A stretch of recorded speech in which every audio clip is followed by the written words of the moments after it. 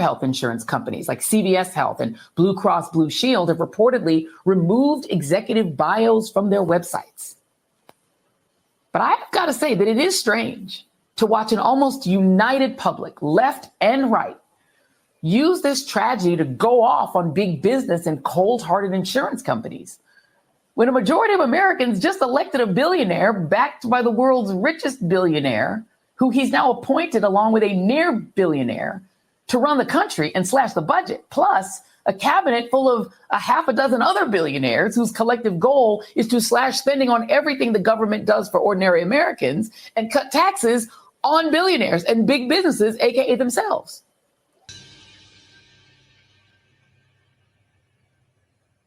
Wait a damn minute.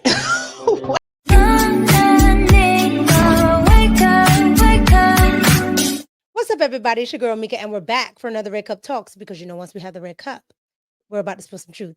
And I wanted to come on and talk about two things. I wanted to come on and talk about the United Health Killer update, but I wanted also to focus on Trump deranged Joy Reid and MSNBC. They must be stopped. I'm telling you, they must be stopped, because at no point in time did she really focus on United Healthcare, okay? It was just so weird and crazy. I mean, she's always joyless, but Joy Reid has taken like a turn for the worse. So I want to get into the update just really quick, and then we're going to get into Joy Reid. But watch this update. Here we go.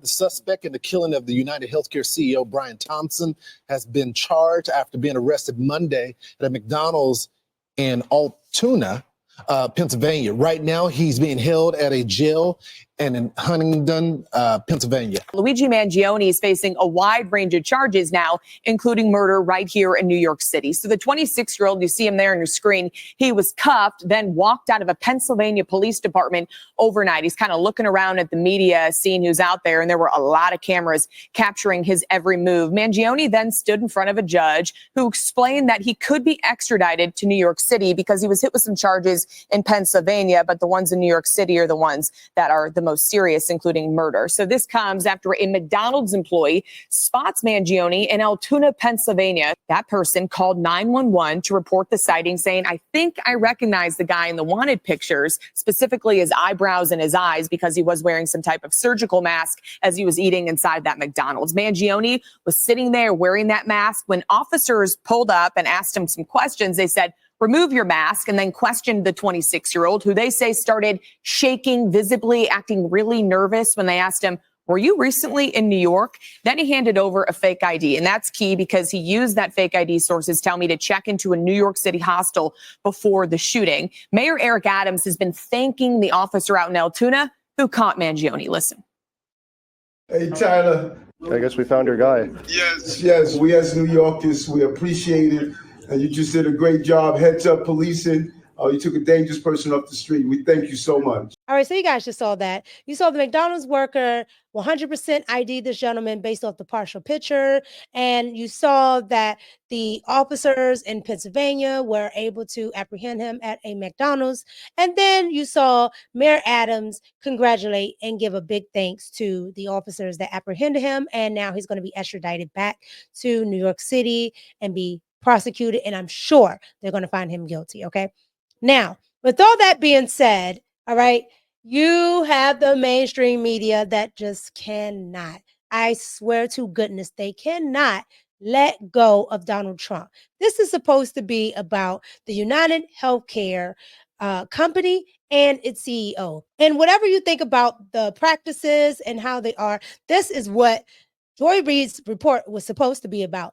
However, it turned into somehow being about Donald Trump, as always. Trump derangement 101. Watch this. I want to talk about the nation's response to this murder, which took place in broad daylight on a street in New York City, because something a bit unexpected has happened following the murder. A reaction not of universal horror that a 50-year-old father of two and husband was shot dead in public, but rather of, and I don't want to call it glee, but let's just say not unhappiness, especially online, where the internet sleuths who often dedicate themselves to tracking down people accused of racist behavior in public places, criminals, including January 6 fugitives and more, have been. It's starting already. racist behavior. Lord jeez. January 6th. Like, what does that have to do with Joy Reid? Actively refusing to help. Donald Trump Jr., son of our incoming ruler, went on his ex-Twitter page and did the patented "Internet do your thing" post. And the reaction was mostly, yeah, no. Other popular conservatives like Ben Shapiro and anti-woman zealot Matt Walsh saw their mentions go up in flames when they tried to attack quote unquote evil liberals for celebrating the murder of a CEO, with some of their supporters replying that they had gotten it wrong. Indeed, instead of universal condemnation, what we have seen, and many of us have heard both on and offline, has been a barrage of stories of Americans' awful experiences with insurance companies. Stories of claims denied, of people who've gotten sicker or even died because insurance companies like United refused to pay claims. I understand the sentiment and understanding, not wanting to be denied, not liking these companies, right? Because a lot of them do practice bad business practices and do instruct doctors to do, awful things. But again, I do not agree with saying that somebody should die, okay? Or that it's okay that he was killed. Like, I don't agree with that. I don't agree with putting bad karma on anybody. That's just my opinion. Let's just be clear. There's a real hatred for these companies that is unfurling on social media right now, and also in real life, too. At the time he was killed, the victim, Brian Thompson, was CEO of the largest private insurer in the U.S. As CEO, he was embroiled in a lawsuit over consolidation. United has gobbled up dozens of smaller insurance companies over the decades to become not just the largest insurer in the U.S., but by profits, the largest insurer in the world. And they exist in an industry that is all about consolidation and profit, where basically 4 or 5 companies control everything and care little about healthcare consumers in the minds of many Americans. The conversation around healthcare policies, corporate practices, and economic frustrations, it goes across partisan lines, and it's practically engulfed the entire actual story of a man shot dead outside of New York. Now, that part right there, oh my God, I actually agree with. This about the insurance companies has engulfed the entire story. It has become bigger than the CEO being shot. All right. So I would agree with Joyless Reid right there. All right. I agree there. That's it. New York City hotel. This is not a good time for the health insurance industry. So much so that other health insurance companies like CVS Health and Blue Cross Blue Shield have reportedly removed executive bios from their websites. But I've got to say that it is strange to watch an almost united public, left and right, use this tragedy to go off on big business and cold-hearted insurance companies, when a majority of Americans just elected a billionaire backed by the world's richest billionaire, who he's now appointed along with a near billionaire. And she goes off the rails, right? You knew it was coming. Like, Joy, the country elected the best person for the job. Joy Reid doesn't get this, okay? Because she has Trump derangement syndrome, all right? The country elected Donald Trump because Kamala and Sleepy Joe, we both know, where are they right now? Trump said this the other night on Meet the Press. He says, I'm not the president. Joe Biden's the president. Where is Joe Biden? Like, you guys don't hold that man accountable. You don't hold Kamala accountable at all. We know that. You haven't seen Kamala since her drunken state, right? Okay, cool. So at the end of the day, you guys cannot accurately report the news because you want to have a certain narrative. He was elected by 77 million and counting, because they're still counting votes, according to California. These people elected Donald Trump because he's the best person for the job. Not that he's a billionaire, not that Elon's a billionaire, not that Vivek is a billionaire, okay? Country and slash the budget, plus a cabinet full of a half a dozen other billionaires whose collective goal is to slash spending on everything the government does for ordinary Americans and cut taxes on billionaires and big businesses, aka the. That is a lie. Donald Trump is trying to do what the left has been complaining about, like the actual left, not these Trump deranged people and not these, quote unquote, woke people. Okay. The actual left used to talk about government spending all the time. And one of them was the Pentagon. The Pentagon has failed audits over and over and over again. If they were a business, they would be gone. So why is this a problem that somebody is going to come in and say, hey, let's look at all the stuff that the American people are paying for? Right? And money can go back into our pocket. The government wants to spend, spend, spend, spend, spend. Why is this a bad thing? The left used to be for it. I don't understand Joy Reid's derangement. Now, if there is one thing that the left and the right can agree on, it's that this system in America does not work for regular people. But there are so many contradictions when it comes to what Americans want to actually do about it. For example, Americans frequently say they want their government to be run like a business.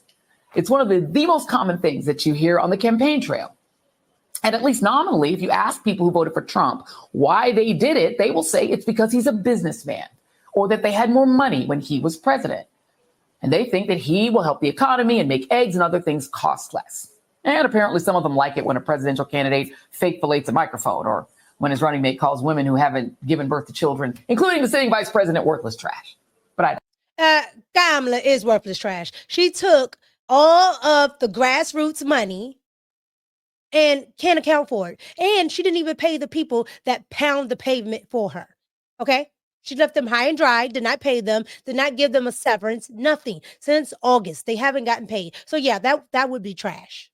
That's a trash thing to do. And then when she got on the call, she didn't even hold herself accountable. Her campaign, nothing. So yeah, that would be trash.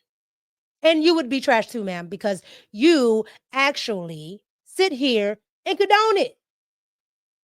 The bald-headed reasoning of it all. Like I'm telling you, these people have no shame. And Joyless Reid is one of them. I digress. Apparently, about 76 million Americans have forgotten that when Trump was president the first time, he made things cost more because he mishandled the COVID pandemic. And that his first and only legislative success was passing a tax cut in 2017 that ballooned the deficit and increased inflation, aka making things cost more. Live. And that even without the pandemic, things would have wound up costing more because of the tax cut that overwhelmingly went to big businesses and the super rich. This is the reason why AOC is sitting over here trying to figure out why her constituents also voted for Donald Trump.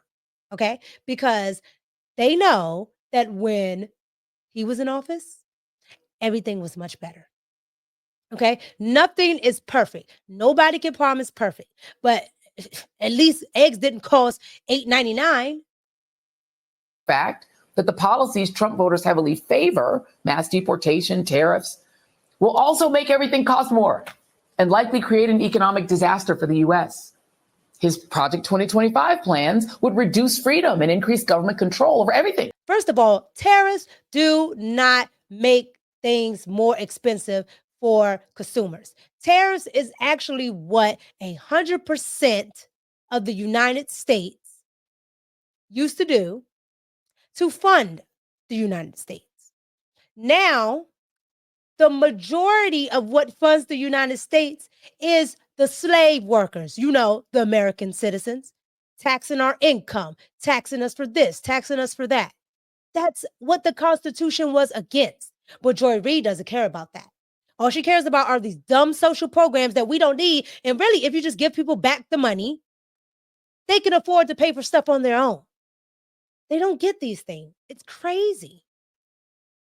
To women's bodies and his plans to personalize the federal government by stacking it with ultra loyalists would do literally nothing to make the economy better. But it would make a small group of his friends and himself a whole lot richer without helping anybody else. And perhaps most ironic is that what Elon Musk and Vivek Ramaswamy are proposing to do in cutting everything from veterans benefits to healthcare to Social Security and Medicare is how you run a country like a business. Because businesses, despite the Supreme Court saying they are people who only care about profits. Social Security back when it started, basically 100 years ago, back when it started, it was supposed to be a program that only served a couple thousand. All right. People are living so long today. You know how much it's going to take to fund Social Security? No, Jory doesn't know, right? She doesn't know the figures. She doesn't know the numbers, right? And if you actually look at it, people would be better off if you actually gave them back their money and let them save it. People would be better off. But no, Democrats and people who vote for Democrats are so used to the government being their daddy. They're so used to the government showing them how to do something that they don't take accountability for anything. Let the government do it, which is why you're in the predicament that you're in and begging the government to get you out. It's so crazy that these people promote these things. Like, I don't understand at all. And isn't this supposed to be about United Healthcare? Have you heard anything about United Healthcare at one time? No. Everything is about Trump, Trump, Trump, Trump, Trump. She's deranged. And helping veterans and old people and kids and generally, helping regular people is generally not profitable. Businesses do not care if you are happy or healthy or free. What they care about is that their owners, namely their shareholders, their CEO and the bosses, make more and more profits. Businesses will raise prices or lay people off without mercy. If doing so will create more profit, it's not personal. Whereas government could not be more personal. So real talk, if you're mad at United Healthcare and you voted for Trump, you essentially voted for America to be run like United Healthcare. It's the ultimate irony, but that is America. This woman just sat here and said that if you voted for Donald Trump, you essentially voted for the United States to be ran like United Healthcare. This was her bit. All the things that she could have talked about with regards to health insurance.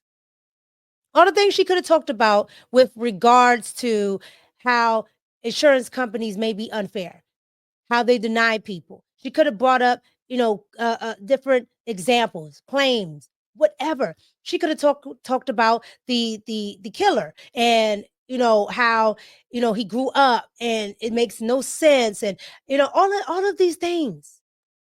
She could have talked about even the backstory of the CEO, how he was getting ready to testify, how he's going up in the ranks of United Healthcare by, doing so many denials and all of these things. You could have talked about that. But you know what she decided to do? She decided to go Trump deranged. She decided, I'm going to make this about Donald Trump. I'm going to make this about Elon Musk. I'm going to make this about Vivek Ramaswamy. I'm going to make this about the Trump cabinet that's not in office and Joe Biden is still in office and so is Kamala. She decided to do that. And this is why MSNBC is the dying pit that it is. Joyless Reid and the Reid out is on its way out because the ratings are in the trash. We're the media now, and they know it. And I can't wait. So you guys get down in the comments and you let me know what you thought about Joyless Reid here and her rant on Donald Trump when it's supposed to be a piece here, a segment on United Healthcare and the outrage that some Americans feel, whether warranted or not. She didn't touch one iota on that. It was all Trump deranged. You guys let me know what you think down in the comments. Like, comment, and subscribe. Joyless Reid, she got to go. Here's your girl, Mika. And I'm out. Peace.